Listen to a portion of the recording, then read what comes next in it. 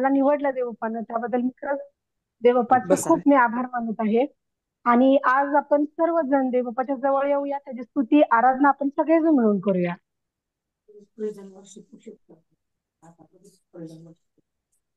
रोमकरास पत्र 10वा अध्याय आणि 11व्या वचनामध्ये परमेश्वर आपल्याला सांगतोय, कारण शास्त्र म्हणते प्रभूवर विश्वास ठेवणारा कोणी फजित होणार नाहीये. खरंच ज्यावेळी आपलं मन अशांत असतं त्यावेळी आपल्याला शांती देणारा परमेश्वर असतोय. ज्यावेळी आपण रडत असतोय त्यावेळी आपले डोळे पुसणारा फक्त परमेश्वर असतोय. आपल्या प्रत्येक संकटामध्ये आपल्याला विजय मिळवून देणारा हा परमेश्वर असतोय. आणि आपण आपला परमेश्वर जो आहे तो अनादी आहे, राजकर्ता आहे. आणि अशा परमेश्वराची आपण त्याचे धन्यवाद मानूया आपण सर्वजण मिळून. निरंतर धन्यवाद तुझको मिले, तुझसा न कोई महिमा तुले. निरंतर धन्यवाद तुझको मिले, तुझसा न कोई महिमा तुले. जो कुछ गुजरा धन्य प्रभु, साथ भी छोड़े धन्य प्रभु. जो कुछ गुजरा धन्य प्रभु, साथ भी छोड़े धन्य प्रभु. धन्य धन्य निरंतर धन्यवाद तुझको मिले, तुझसा न कोई महिमा तुले. ढूंढते आया मुझे धन्य प्रभु, मुझे पहचाना धन्य प्रभु. ढूंढते आया मुझे धन्य प्रभु, मुझे पहचाना धन्य प्रभु. धन्य धन्य निरंतर धन्यवाद तुझको मिले, तुझसा न कोई महिमा तुले. तूने मुझे देखा धन्य प्रभु, आंसू मेरे पोंछा धन्य प्रभु. तूने मुझे देखा धन्य प्रभु, आंसू मेरे पोंछा धन्य प्रभु. धन्य धन्य निरंतर धन्यवाद तुझको मिले, तुझसा न कोई महिमा तुले. धर्मी तू ही है धन्य प्रभु, जय मुझे दिया धन्य प्रभु. धर्मी तू ही है धन्य प्रभु, जय मुझे दिया धन्य प्रभु. धन्य धन्य निरंतर धन्यवाद तुझको मिले, तुझसा न कोई महिमा तुले. अनादि है तू धन्य प्रभु, राज करता तू धन्य प्रभु. अनादि है तू धन्य प्रभु, राज करता तू धन्य प्रभु. धन्य धन्य निरंतर धन्यवाद तुझको मिले, तुझसा न कोई महिमा तुले. निरंतर धन्यवाद तुझको मिले, तुझसा न कोई महिमा तुले. यशायाचा 58वा अध्याय 9व्या वचनामध्ये परमेश्वर आपल्याला म्हणतोय, तेव्हा तू हाक मारशील ती परमेश्वर ऐकेल. तू धावा करशील तेव्हा तो म्हणेल, हा मी आहे. खरंच परमेश्वर त्याच्या वचनाद्वारे प्रत्येक वेळी आपल्या सोबत असतोय. आणि आपलं जीवन म्हणजे परमेश्वर आहे. देवाचे वचन हे माझे जीवन, प्रभूची संगत हा माझा आनंद. देवाचे वचन हे माझे जीवन, प्रभूची संगत हा माझा आनंद. तो माझे तारण दैनंदिनीचे, तो माझे संरक्षण. तो माझे तारण दैनंदिनीचे, तो माझे संरक्षण. जरी संकटाने केला आघात, तरी प्रभू मला देऊनी हाय. जरी संकटाने केला आघात, तरी प्रभू मला देऊनी हाय. समीप घेऊन निर्भय ठेवून करीतो समाधान. समीप घेऊन निर्भय ठेवून करीतो समाधान. देवाचे वचन हे माझे जीवन, प्रभूची संगत हा माझा आनंद. देवाचे वचन हे माझे जीवन, प्रभूची संगत हा माझा आनंद. तो माझे तारण दैनंदिनी, तो माझे संरक्षण. तो माझे तारण दैनंदिनी, तो माझे संरक्षण. स्तोत्रसंहिता याचा 63वा अध्याय आणि 3 आणि 4 वचनामध्ये देव आपल्याला सांगतोय, हे देवा तुझे वात्सल्य जीवनाहून उत्तम आहे. माझे ओठ तुझे स्तवन करीतील. मी जिवंत आहे तोपर्यंत तुझा धन्यवाद असाच करीन. तुझ्या नावाने मी आपले हात उभारेन. खरंच परमेश्वर आपला बाप आहे, पिता आहे. आणि आपल्याला ह्या अपूर्ण संपूर्ण जीवनामध्ये आपल्या बापाशिवाय कुणीही आपल्या लेकराला काहीच देऊ शकत नाही. तू बाप मी लेकरू, हे प्रभु देवा तुला कसा विसरू. तू बाप मी लेकरू, रे प्रभु देवा तुला कसा विसरू. जगात नाही थारा मजला, जगात नाही थारा मजला. वाहते माझ्या अश्रुधारा, वाहते माझ्या अश्रुधारा. नाम तुझे स्मरू, रे प्रभु देवा तुला कसा विसरू. तू बाप मी लेकरू, रे प्रभु देवा तुला कसा विसरू. पाण्या वाचुनी मासा जैसा, पाण्या वाचुनी मासा जैसा. तळमळतो जीव माझा तैसा, तळमळतो जीव माझा तैसा. कुठवर धीर धरू, हे प्रभु देवा तुला कसा विसरू. तू बाप मी लेकरू, रे प्रभु देवा तुला कसा विसरू.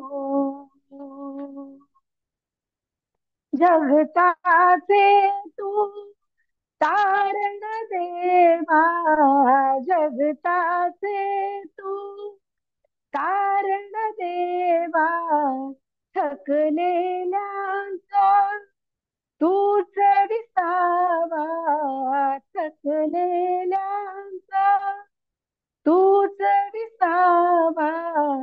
नाम तुझे स्मरू, हे प्रभु देवा तुला कसा विसरू. तू बाप मी लेकरू, रे प्रभु देवा तुला कसा विसरू. Thank you. Hand over to sister Sheela. आपण सुरू करूया.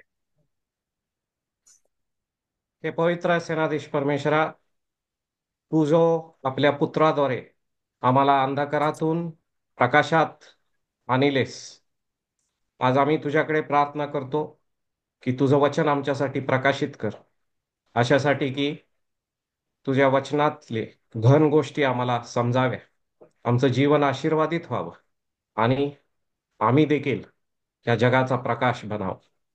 हा आशीर्वाद आम्हा प्रत्येकाला दे. आम्ही इथून पुढचा वेळ तुझ्या हाती सोपवतो आणि ही प्रार्थना येशू ख्रिस्त आमचा तारणारा ह्याच्याद्वारे मागतो. आमेन. माझा आवाज व्यवस्थित येत आहे? Okay, thank you. पॅब्लो पिकासो हे एक जगप्रसिद्ध चित्रकार एकदा एका हॉटेलमध्ये बसले होते आणि तिथं त्यांना एका स्त्रीने ओळखले की हे जगप्रसिद्ध चित्रकार आहेत पिकासो. आणि म्हणून ती स्त्री त्यांच्याकडे गेली आणि तिने विनंती केली की तुम्ही माझ्यासाठी एक चित्र काढून द्यावं.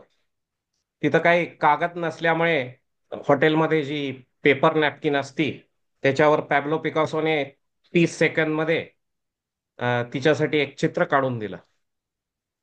चित्र झाल्यावर पॅब्लो पिकासो तिला म्हणाले की त्याचे 10 लाख रुपये होतील. त्या स्त्रीला फार आश्चर्य वाटलं की 30 सेकंदामध्ये एका पेपर नॅपकिनवर काढलेल्या चित्राची किंमत 10 लाख रुपये आहे. पण जेव्हा तिनं मार्केटमध्ये जाऊन त्याच्याबद्दल विचारलं तेव्हा हे चित्र खरंच 10 लाख रुपयाला घेण्यास लोक तयार होते.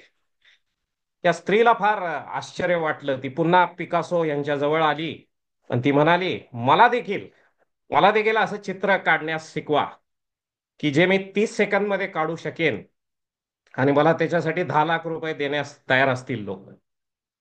आणि पॅब्लो पिकासो तिला पाहून म्हणाले, बाई, जे चित्र मी 30 सेकंदमध्ये काढलं आणि ज्याची किंमत मार्केटमध्ये 10 लाख रुपये आहे त्याच्यासाठी मला 30 वर्ष लागले. त्याच्यासाठी मला 30 वर्ष लागले. जीवनात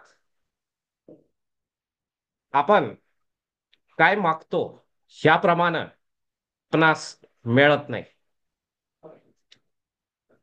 आपण ज्या योग्यतेचं बनतो त्याप्रमाणे आपणाला मिळतं.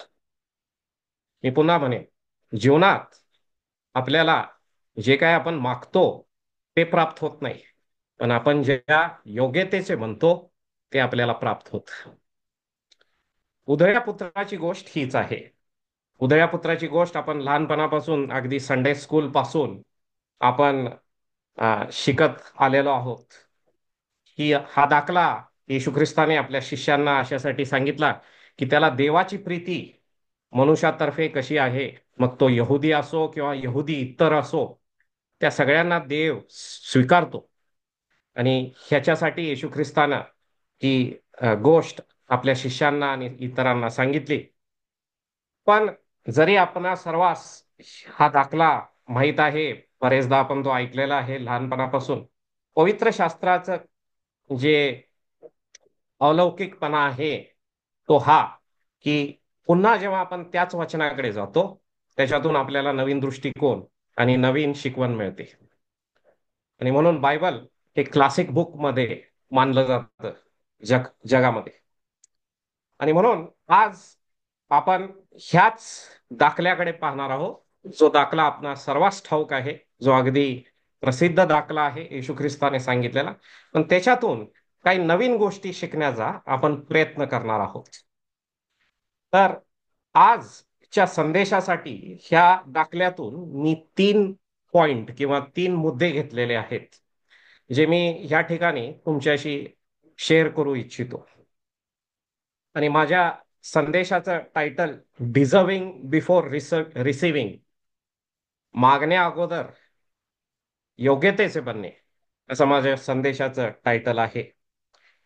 तर ह्या दाखल्यातून जे मी 3 मुद्दे निवडलेले आहेत ते मी आता तुमच्या बरोबर शेअर करू इच्छितो. आणि माझा पहिला मुद्दा हा आहे की परमेश्वर देव आपणा सर्वांस निवडण्याची शक्ती देतो आणि त्याचा तो आदर करतो. मी पुन्हा सांगेन, परमेश्वर देव आपणा सर्वांस निवडण्याची शक्ती देतो आणि त्याचा तो आदर करतो.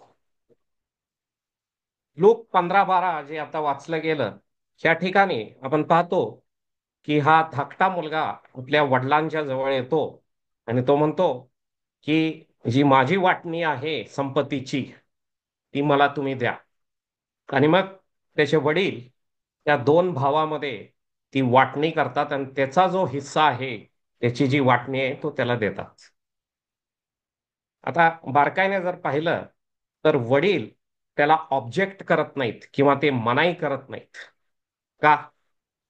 जरी वडिलांना माहित होतं की जरी वडिलांना माहित होतं की हा धाकटा मुलगा चुकीचं मागत आहे, वेळे अगोदर तो आपली वाटणी मागत आहे किंवा तो आपल्यापासून विभक्त होत आहे आणि ही चूक करत आहे, पण तरी हे वडील त्याची जी निवडण्याची शक्ती होती त्याचा ते आदर करत होते. आणि म्हणून त्यांनी त्याला ऑब्जेक्ट किंवा मनाई केली नाही. परमेश्वर देव मनुष्याबरोबर अशाच प्रकारे वागतो. अगदी एदेन बागेपासून जेव्हा त्यानं मनुष्याला निर्माण केलं आणि आदाम हवा हे एडन गार्डन मध्ये होते, त्या ठिकाणी आपण पाहतो की मनुष्याला देवाने निवडण्याची शक्ती दिली. आणि ही निवडण्याची शक्ती जर आपण बारकाईनं पाहिली तर सृष्टीमध्ये, निसर्गामध्ये इतर कुठल्याही घटकास त्यांना निवडण्याची शक्ती दिलेली नाही. किंवा जर निवडण्याची शक्ती जर दिलेली असेल तर ती फार सीमित आहे. That is very limited. पण मनुष्याला निवडण्याची शक्ती परमेश्वराने दिलेली आहे आणि म्हणून त्या एदेन बागेत परमेश्वर देवाने ते झाड ठेवलं आणि त्यांना सांगितलं की ह्या झाडाची फळं सोडून बाकीच्या झाडाची फळं तुम्ही खाऊ शकता, पण ह्या झाडाचे फळ खाऊ नका. कारण देवाला हे मनुष्यास दाखवायचं होतं की मी तुला निवडण्याची शक्ती दिलेली आहे, पण तू काय निवडतोस हे तुझ्या हातात आहे, त्याचा मी आदर करेन. आणि म्हणून आपण पाहतो की ह्या ठिकाणी देखील हा जो पिता आहे, हा पिता जेव्हा त्याचा मुलगा धाकटा मुलगा त्यांच्याकडे येतो तेव्हा ते त्याला अडवत नाही. त्याच्या त्याची जी निवड करण्याची जी शक्ती होती त्याचा ते आदर करतात आणि ते त्याला संपत्तीचा वाटा देतात. परमेश्वराला देखील एदेन बागेत कदाचित ते झाड लपवता आलं असतं, कदाचित नाही का, निवडण्याची शक्ती ही न देऊ करता जे फक्त चांगले झाड आहेत ते खाण्यास, त्यांचे फळ खाण्यास भाग पाडता आलं असतं परमेश्वराला. पण परमेश्वर आपल्या निवडण्याच्या शक्तीचा आदर करतो आणि म्हणून ते झाड एदन बागेत त्याने आपल्या पुढे मनुष्यापुढे ठेवले आणि मग तो म्हटला की तू निवड कर आणि मी तुझ्या निवडण्याच्या शक्तीचा आदर करतो. पण आपण पाहतो की दुर्दैवाची गोष्ट अशी की मनुष्य बरेचदा जी निवडण्याची शक्ती आहे ती चुकीची गोष्ट निवडण्यासाठी वापर त्याचा करतो. इंग्लिशमध्ये रॉबर्ट फ्रॉस्ट नावाचे एक कवी आहेत आणि त्यांचं एक फेमस वाक्य आहे जे आपल्या सर्वांना माहीत असेल. अ, त्यांची एक कविता आहे आणि ती कवितेचे हे शब्द आहेत. ते म्हणतात की two roads diverged in the woods and I took the one less travelled by and that has made all the difference. जंगलातून दोन रस्ते गेले आणि मी तो निवडला ज्याच्यावर जास्त लोक चालले नाहीत आणि माझं जीवन त्यामुळे बदललं. या ठिकाणी निवडण्याच्या शक्तीचा ते उल्लेख करत आहे की मनुष्याला निवडण्याची शक्ती दिलेली आहे. जगामध्ये चांगली गोष्ट आहे आणि जगामध्ये वाईट गोष्ट देखील आहे. पण आपण निवडण्याची आपली शक्ती वापरून आपल्याला ठरवायचं आहे की मी चांगल्याबरोबर जाणार की वाईटाबरोबर जाणार. आणि ही आपली निवडण्याची शक्ती आहे. एक आजोबा होते आणि आजोबा आपल्या नातूला त्यांना हे सांगायचं होतं की ह्या जगामध्ये ह्या दोन शक्ती आहेत, एक चांगली शक्ती आहे आणि एक वाईट शक्ती आहे. तर सांगायचं कसं म्हणून त्याने एक गोष्ट सांगितली त्याला. ते म्हणते की आपल्या सर्वांच्या मध्ये दोन लांडगे असतात, एक चांगला लांडगा आहे आणि एक वाईट आहे आणि हे दोघं नेहमी भांडत असतात एकमेकाशी. आणि जो नातू होता त्याने कुतूहलतेने आजोबांना विचारलं की मग कुठला लांडगा जिंकतो. आणि आजोबा म्हटले, ज्या लांडग्याला तू खाऊ घालतोस तो जिंकतो. म्हणजे आपल्याला निवडण्याची शक्ती आहे की मी चांगल्या बरोबर जायचं की वाईटाबरोबर जायचं, पण त्या निवडण्याच्या शक्तीचा परमेश्वर आदर करतो. पण आणखी एक गोष्ट मी तुम्हाला सांगू इच्छितो, आणि ती ही महत्वाची आहे की आमच्याकडे निवडण्याची शक्ती आहे किंवा निवडण्याचा अधिकार आहे, पण निवडीच्या परिणामावर आपला अधिकार नाही आहे. मी पुन्हा म्हणेन, आपणाकडे निवडण्याचा अधिकार देवाने दिलेला आहे, पण त्या निवडीचा जो परिणाम आहे त्याच्यावर अधिकार आपला नाहीये. एकदा काय एक गोष्ट आपण निवडली की त्याच्याबरोबर जे परिणाम येतात ते आपल्याला स्वीकारावे लागतात. कारण हे जे परिणाम आहेत हे आपल्या निवडीमध्ये हे जणू काय रुजलेले आहेत. आणि म्हणून आपण पाहतो की जेव्हा हा मुलगा निवडतो की तो वडिलांपासून विभक्त होणार किंवा तो त्याची संपत्ती घेऊन वडिलांपासून दूर जातो, त्याचे परिणाम तो भोगतो. तसंच एदन बागेमध्ये आदाम आणि हवा जेव्हा निवडतात देवाच्या विरुद्ध देवाचा आज्ञाभंग करायचं आणि ते फळ खायचं, त्यावेळेस त्याचा परिणाम त्यांना भोगावा लागतो. लक्षात घ्या, आपल्याला निवडण्याची शक्ती आहे, पण निवडीचे जे परिणाम आहेत त्याच्यावर त्याच्यावर आपला अधिकार नाहीये. आणि म्हणून आपण हे लक्षात ठेवलं पाहिजे की मी काय निवडतो आणि त्याचे परिणाम काय होतील हे आपण नेहमी लक्षात ठेवून आपल्या या निवडीच्या शक्तीचा वापर करायला हवा. जर आपल्याला जीवनात आपल्या आज काही परिणाम दिसत आहेत तर ते आपण पूर्वी काहीतरी निवडलं होतं, त्या निवडीचा परिणाम आज आपण आपल्या जीवनामध्ये पाहत आहोत. आणि जर आपल्याला परिणाम बदलायचे असतील तर आपणास निवड बदलणे गरजेचं आहे. इथून पुढे जेव्हा आपण निवड करतो तेव्हा आपण ती निवड वेगळी करायला हवी. आणि हे फार महत्वाचं आहे, कारण देवाने जेव्हा हे विश्व निर्माण केलं तेव्हा त्यानं हा नियम बनवला की प्रत्येक निवडीला त्याचा त्याचा परिणाम आहे. आणि ह्याच नियमाला गलतीकरास पत्र 6वा अध्याय आणि 7 आणि 8 वचनामध्ये आपल्याला सांगण्यात आला आहे. ह्याच निवडीच्या नियमाला अ, एक दुसरा नियम तिथं नाव असं देण्यात आलेलं आहे की तिथं म्हटलेलं आहे की मनुष्य जसा पेरणी करतो तसाच तो कापणी करेल. आणि हा नियम आहे पेरणी आणि कापणीचा नियम. पेरणी म्हणजे निवड आणि कापणी म्हणजे त्याचे परिणाम. जर मी सफरचंदाचं झाड लावलं तर त्याला पेरू येणार नाही. मला जर पेरू हवा तर मला पेरूचं बी पेरणं गरजेचं आहे. मला एखादा परिणाम माझ्या जीवनामध्ये आवडत नाहीये तर मला जाऊन मागं निवड काय मी केली होती ती पाहायला हवी. आणि मग आता मला काहीतरी वेगळं निवड करण्याची गरज आहे. आणि म्हणून माझा पहिला मुद्दा हाच आहे ह्या दाखल्यातून की परमेश्वर हा आपल्याला निवडण्याची ताकद देतो, स्वातंत्र्य देतो. आणि म्हणून ते आपण योग्यतेनं निवडलं पाहिजे, कारण प्रत्येक जेव्हा आपण निवड करतो त्याचे परिणाम आहेत. जर मला आरोग्य हवं तर सिगरेट निवडून चालणार नाही मला. जर मला माझे कुटुंब हे सुखी व्हावं, आनंदी असावं जर पाहिजे, तर त्या कुटुंबाला वेळ देणं ह्याची निवड मी केली पाहिजे. जर माझ्या कामात माझी प्रगती व्हायला हवी, माझ्या अभ्यासात माझी प्रगती व्हायला हवी, तर मला अभ्यासासाठी किंवा एक नवीन स्किल डेव्हलप करण्यासाठी निवड करायला हवी. ज्याची मी निवड करीन त्याप्रमाणेच मला परिणाम मिळतील. आणि म्हणून माझा पहिला मुद्दा हाच आहे की आपण ह्या दाखल्यातनं शिकतो की देवानं आपल्याला निवडण्याची शक्ती दिलेली आहे आणि तो त्याचा आदर करतो. पण प्रत्येक निवडीला त्याचे परिणाम आहेत.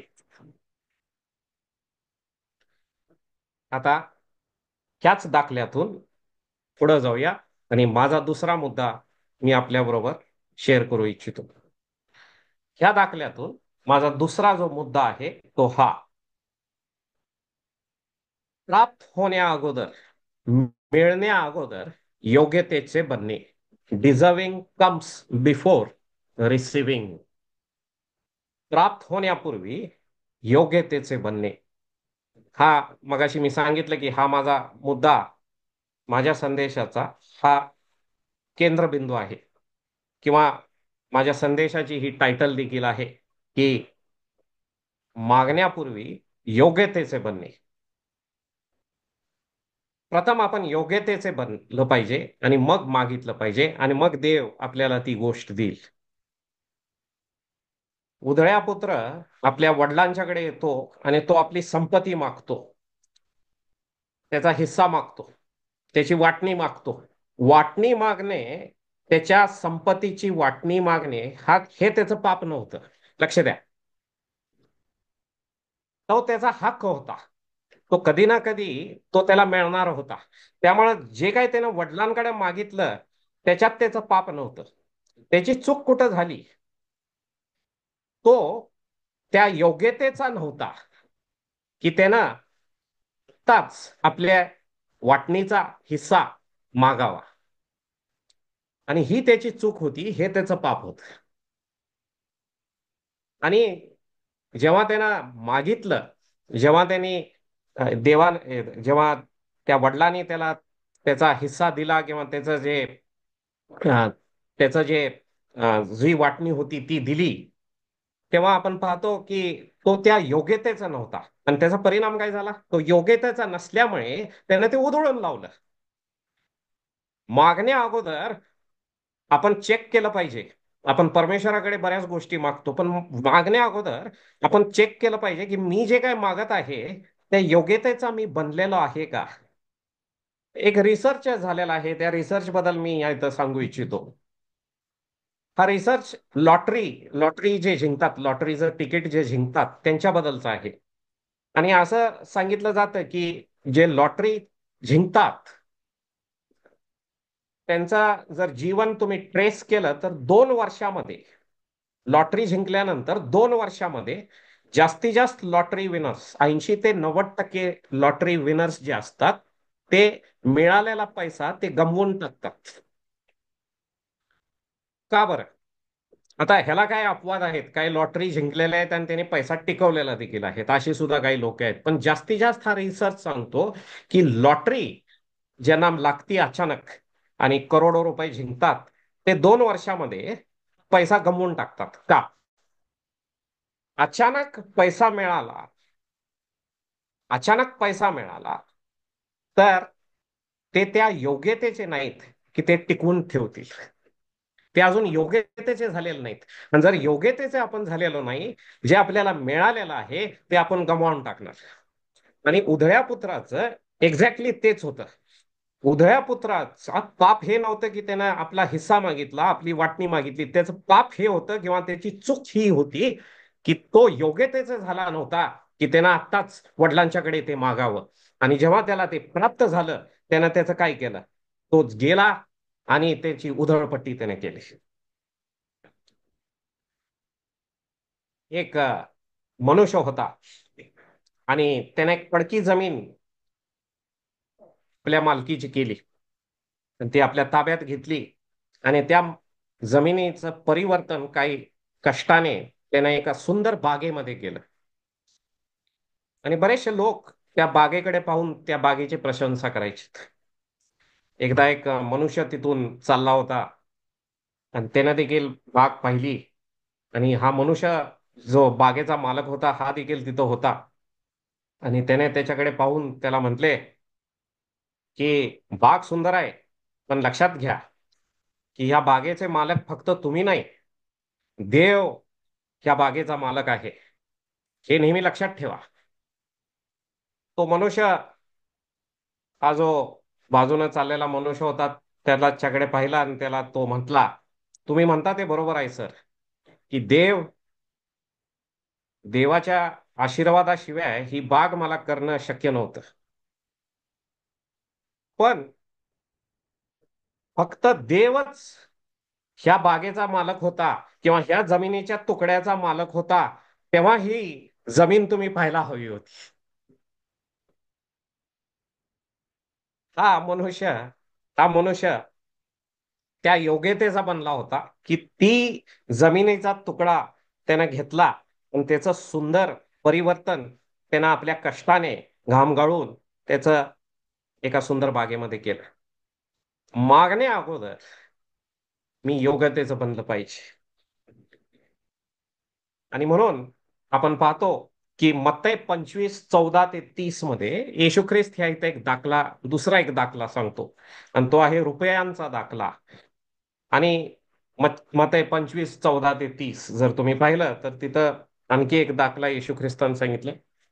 आणि ती गोष्ट आपल्याला माहित आहे की एक मालक असतो आणि तो दुसऱ्या गावाला जाणार असतो बरेच वर्षासाठी, आणि तो आपल्या 3 जे केअरटेकर्स असतात किंवा नोकर असतात त्यांना बोलवतो आणि प्रत्येकाला काही तर देतो. एकाला 5 सोन्याच्या नाणी देतो, एकाला 2 देतो, एकाला एकच देतो.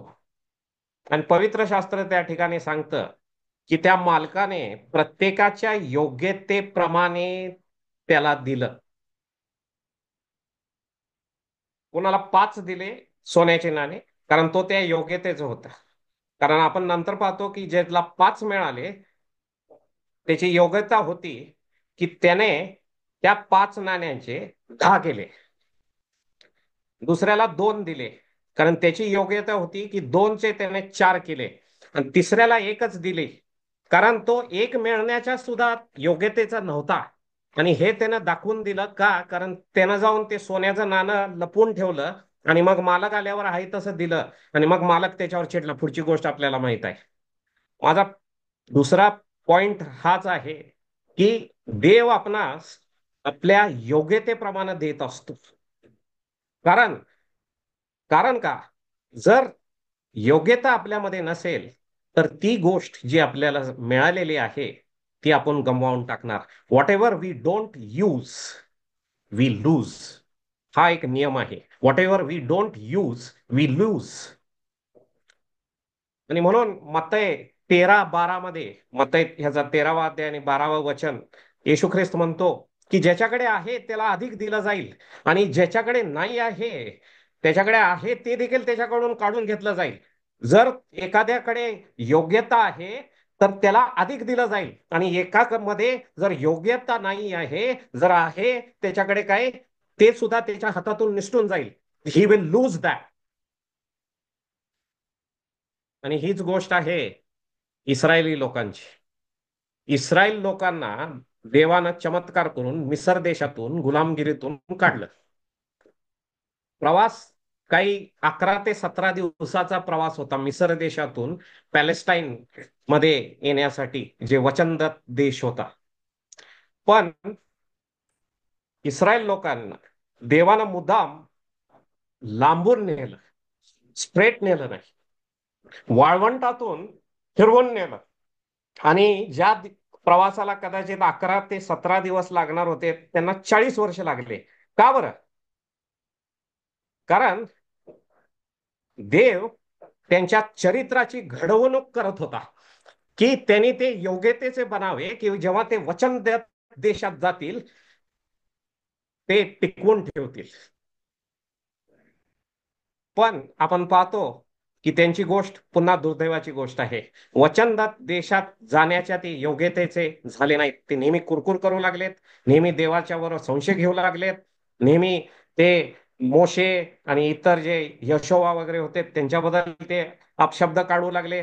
आणि त्याचा परिणाम असा झाला की ते कधीच योग्यतेचे ठरले नाही. म्हणून 40 वर्ष म्हणजे एक जनरेशन, एक पिढी पूर्ण त्या वाळवंटात नष्ट पावली. आणि त्यांची जी मुलं होती, जी देवावर भय ठेवणारी होती, देवावर विश्वास ठेवणारी होती, त्यांना देवाने प्रॉमिस लँड किंवा ते जे वचनदत्त देश होता त्या ठिकाणी त्याने पाऊल ठेवण्यास परवानगी दिली, कारण they deserved it. Before receiving we should deserve it. जेव्हा योग्यतेचे आपण बनतो तेव्हा आपण वचनदत्त देशात जातो. दुबईचे, आज मी दुबईच्या चॅनलवर आहे आणि दुबईचे फाउंडर किंवा दुबईचे संस्थापक शेख रशीद सर जे आहेत, त्यांना कुणीतरी विचारलं होतं की तुमच्या देशाचं भविष्य, दुबईचं भविष्य काय आहे. आणि त्यांनी त्या व्यक्तीला सांगितलं की माझे आजोबा हे उंटावरनं जायचेत आणि माझे वडील देखील उंटांवर जायचेत. मी मर्सिडीज गाडी चालवतो, माझा मुलगा लँड रोवर गाडी चालवतो, माझा नातू देखील लँड रोवर गाडीतून जाईल, पण माझा पंतू जो आहे तो मात्र उंटावर पुन्हा येईल. आणि मग त्यांना विचारण्यात आलं की असं का. तर ते म्हटले की कठीण वेळ हा बलवान मनुष्याला घडवतो. बलवान मनुष्य सोप्या काळास घडवतो. सोपा काळ अशक्त मनुष्याला घडवतो आणि अशक्त मनुष्य कठीण काळाला घडवतो. Hard times create strong man. Strong man create easy times. Easy times create weak man and weak man create hard times. आणि हे फार महत्वाचं आहे की योग्यतेचे जे आपण असतो त्याप्रमाणे देव आपल्याला देतो. जर आपण ते चरित्र घडलेलं नाही आपल्यामध्ये, की आपल्याला जे मिळालेलं आहे आपण त्याचे अनेक करू, आपण ते मल्टिप्लाय करू शकेन, तर मग ते आपल्यापासून हिरावून घेतलं जातं, जसं रुपयांचा दाखला. आणि ह्या दाखल्यामध्ये जसं ह्या उधळ्या पुत्राबरोबर झालं. आणि हाच माझा दुसरा मुद्दा होता, की माझा दुसरा मुद्दा हा होता की मिळण्या अगोदर योग्यतेचे बनणे. माझा पहिला मुद्दा हा होता की देव आपल्या निवडीची जी शक्ती आहे त्याचा तो आदर करतो आणि आपल्या निवडीला परिणाम आहेत. आपण जे निवडतो तो अधिकार आपल्याला आहे, पण निवडीच्या परिणामावर आपला अधिकार नाही. आपला पहिला पॉइंट होता. माझा दुसरा पॉइंट होता की मिळण्या अगोदर योग्यतेचे बनणे. जेव्हा आपण योग्यतेचे बनतो मग आपण ते टिकवून ठेवू शकतो आणि ते देवाने दिलेले आशीर्वाद आपण ते मल्टिप्लाय किंवा ते अनेक करू शकतो. ह्या दाखल्यातून आता मी तुमच्या बरोबर तिसरा मुद्दा शेअर करू इच्छितो. आणि माझा तिसरा आणि शेवटचा मुद्दा ह्या दाखल्यातून आहे तो हा: प्रवासाचा उद्देश आपणास नवीन दृष्टी प्राप्त व्हावी हा आहे. प्रवासाचा उद्देश आपणास नवीन दृष्टी प्राप्त व्हावी हा आहे. The journey's purpose is to grant us new vision. T S. Eliot म्हणून आणखी एक इंग्लिश कवी आहेत आणि त्यांचं एक सुंदर वाक्य आहे आणि ते असं आहे: we shall not cease from exploring, and at the end of all exploring is to arrive at the place where we first began and to know it for the first time. आम्ही प्रवास करण्यापासून थांबणार नाही आणि आमच्या प्रवासाचा शेवट त्या ठिकाणीच येणे असेल जिथून आम्ही प्रवासाची सुरुवात केली. पण ह्यावेळेस आम्ही ह्या जागेस नवीन दृष्टीनं पाहू. आणि हेच गोष्ट उधळ्या पुत्राबरोबर झाली. उधळ्या पुत्राचा एक प्रवास झाला, तो वडिलांच्या बरोबर होता. मग तो वडिलांपासून विभक्त झाला आणि मग पुन्हा तो वडिलांकडे आला. आणि त्याचा जो प्रवास होता तो दुःखदायक होता, यातना देणारा होता. जेव्हा त्यानं निवडलं की आपल्या वडिलांपासून विभक्त व्हायचं, जो प्रवास त्याला करायला लागला तो त्याला कटू अनुभव देणारा होता. आणि पण त्याच्या वडिलांनी तो होऊ दिला. God allowed that. बरेचदा देव आपल्या जीवनामध्ये जे कटू अनुभव आहेत त्याच्यातून जाण्यास तो परवानगी देतो आपल्यास. का? कारण आपण त्या प्रवासातून गेल्यावर आपल्याला नवीन दृष्टी प्राप्त होती. So the journey's purpose is to give us new vision. प्रवासाचा उद्देश हा आहे की आपल्याला नवीन दृष्टी प्राप्त व्हावी. आपण पाहतो की हा उधळा पुत्र जेव्हा त्या प्रवासातून गेला, एक काळ त्यानं सगळं काय उधळलं आणि मग त्याला खायला काही नव्हतं, दुष्काळ पडला आणि मग तो जे काम करायचं नाही ते काम तो करू लागला, डुकरांना चारण्याचं काम, आणि तिथं त्याला भूक लागली आणि मग तो ह्या कटू अनुभवातून गेला. आणि जेव्हा तो कटू अनुभवातून गेला तेव्हा तो शिकला, त्याला नवीन दृष्टी आली. आणि म्हणून परमेश्वर बरेचदा आपल्या जीवनात जेव्हा आपल्याला नको असलेल्या गोष्टी येतात, तो आपल्याला त्याच्यातून जाण्याची परवानगी देतो. कशासाठी? कारण बरेचदा आपल्याला त्या प्रसंगातून, त्या कटू अनुभवातून गेल्यावर नवीन दृष्टी येते. पवित्र शास्त्र जे वाचलं होतं आता, तिथं आपण वाचलं की नंतर तो लिहिलेला आहे की नंतर तो मुलगा तो शुद्धीवर आला, त्याचे डोळे उघडले. का? डोळे का उघडले? कारण जेव्हा तो त्या कटू अनुभवातून, त्या त्या खडतर प्रवासातून गेला, तेव्हा त्याचे डोळे उघडले, तेव्हा त्याला दृष्टी आली. आणि बरेचदा आपल्या बरोबर देखील हे होतं. जेव्हा आपण कठोर अनुभवातून जातो, खडतर प्रवासातून जातो, तेव्हा आपल्याला नवीन दृष्टी येते. जेव्हा आपण आजारी पडतो तेव्हा मग आरोग्याची किंमत आपल्याला कळायला लागते. जेव्हा एखादा व्यक्ती आपण गमावतो, मग त्याच्या सहभागितेची किंमत आपल्याला कळते. जेव्हा आपण एखादा नोकरी गमावतो, ज्या नोकरीबद्दल आपण कुरकुर करत होतो, त्याचा आता आपल्याला ती नोकरीच आवडायला लागते आणि हवीशी वाटायला लागते. जसा उधळ्या पुत्राचा वडील म्हटला की हा माझा मुलगा हरवला होता आणि तो सापडला, हा माझा मुलगा मेला होता, तो जीवन झाला. म्हणजे सापडण्या अगोदर हरवणं गरजेचं आहे. आणि जो मरतो त्याचंच पुनरुत्थान होत. आणि म्हणून बरेचदा हरवणे, देव किंवा त्या मरणासारख्या अनुभवातून जाण्यास देव आपल्याला परवानगी देतो, त्यासाठी की आपल्याला नवीन दृष्टी प्राप्त व्हावी. आपण योसेफ, जुन्या करारात योसेफ ह्याची गोष्ट आपल्याला सर्वांना माहित आहे की योसेफ त्याच्या भावाने त्याला विकलं. त्याच्या भावाने त्याला विकलं आणि मग तो त्या प्रवासातून त्याला जायला लागलं.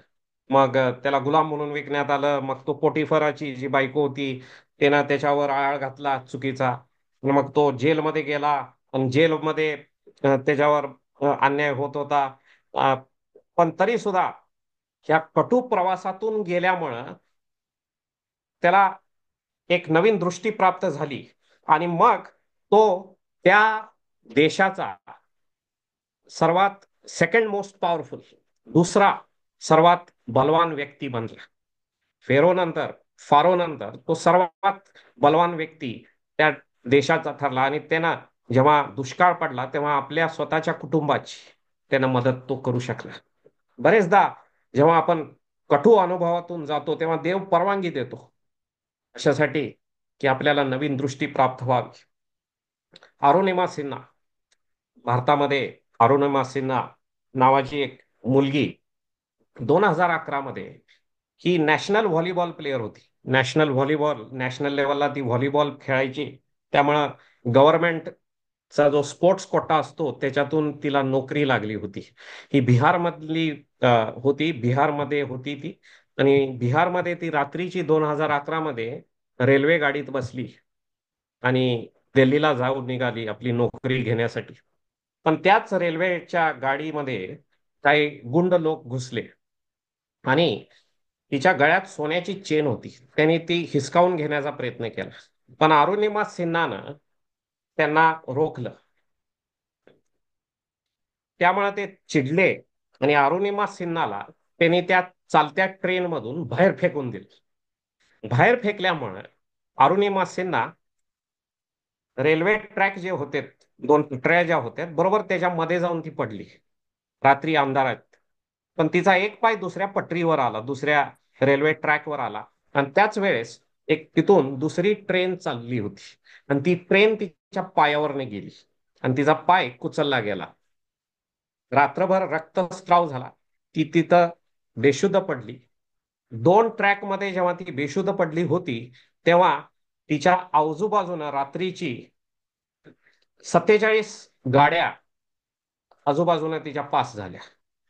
दुसऱ्या दिवशी जेव्हा दिवस प्रकाश आला तेव्हा लोकांना कळालं की ह्या इथे एक मुलगी पडलेली आहे, ती जखमी झालेली आहे.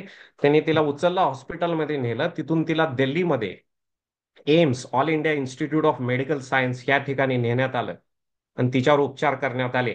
पण डॉक्टरला तिचा पाय जो होता तो पूर्ण खराब झाला होता. रात्रीचे जेव्हा ती पडली होती तेव्हा त्या पायाला येऊन उंदरं खाऊ लागले होते. तो खराब झाला होता पाय आणि तो डॉक्टरला छाटावा लागला. He had to amputate the leg. आणि मग अरुणिमा सिन्हाला ह्याच्यानंतर जाग आली आणि एम्सच्या त्या हॉस्पिटलमध्ये जेव्हा ती होती आणि त्या हॉस्पिटलच्या बेडवर जेव्हा तिला कळालं की तिची काही चूक नव्हती, पण ते काही गुंड लोक घुसले आणि ह्या सर्व प्रसंगामुळं आता तिचं स्पोर्ट्सचं करिअर, व्हॉलीबॉल प्लेयरचं करिअर संपलं होतं. आता तिचं तिला कदाचित स्पोर्ट्समुळे लागणारा जी नोकरी होती ती करता येणार नव्हती. तिचा फ्युचर किंवा तिचं जे भविष्य होतं ते तिला अंधाकारमय असं दिसत होतं. पण त्या ठिकाणी ती बसली असताना तिला एक नवीन दृष्टी प्राप्त झाली. ह्या कटू परिस्थितीतून किंवा प्रवासातून जाताना तिला एक नवीन दृष्टी प्राप्त झाली आणि ती म्हटली की जर देवानं मला ह्या कटू अनुभवातून जाऊ दिलेला आहे आणि जीवन ठेवलेलं आहे तर त्याचं माझ्या जीवनासाठी काहीतरी उद्देश आहे. आणि मी आता माउंट एव्हरेस्ट, एव्हरेस्ट जे पर्वत आहे ते चढणार. आणि मग तिनं बचेंद्री पाल भारताची पहिली महिला आहे जिनं माउंट एव्हरेस्ट जे पर्वत आहे तो ती चढली. आणि बचेंद्री पाल पासून तिनं ट्रेनिंग घेतली. तिनं प्रोस्थेटिक लेग लावला, जो आर्टिफिशियल लेग आहे, कृत्रिम पाय आहे तो लावला. आणि तिनं ट्रेनिंग घेतली बचेंद्री पाल पासून. आणि मग 2 वर्षानंतर 2011ला ही घडलेली घटना, 2013ला अरुणिमा सिन्हा 29,000 फीट हा जो माउंट एव्हरेस्ट आहे तो पर्वत ती चढली. तेवढंच नाही तर त्याच्यानंतर हे जे 5 आपले भूभाग आहेत, कॉन्टिनंट आहेत, तिथले 7 जे सर्वात उंच पर्वत आहेत ते 7ही उंच पर्वतावर तिनं मात केली. आणि पुढं मग तिची इच्छा होती की नॉर्थ आणि साऊथ पोल, उत्तर ध्रुव आणि पश्चिम ध्रुवाला जावं अशी तिची इच्छा होती. कटू अनुभवातून गेल्यावर अरुणिमा सिन्हाला एक नवीन दृष्टी आली की ती काय करू शकते. आणि म्हणून बरेचदा परमेश्वर देव आपल्याला खडतर प्रवासातून, कटू अनुभवातून जाऊ देतो. हा वडील, त्याला माहित होतं की हा जो मुलगा आहे हा आता इथून पुढे तो एका कटू अनुभवातून जाणार आहे. कदाचित त्याने त्याच्याबद्दल ऐकलं सुद्धा असेल. कदाचित येऊन लोकांनी त्याला सांगितलं असेल की तुझ्या मुलाकडे पैसे नाही आहेत, पूर्ण उधळलेले आहेत, आता त्याला खायला काय नाही आहे. मुलाला कळालं सुद्धा असेल कुणाकडनं तर. पण तसा वडिलानं ते त्याला अलाव केलं, त्याला त्याच्यातून जाऊ दिलं अशासाठी की त्याला एक नवीन दृष्टी प्राप्त व्हावी.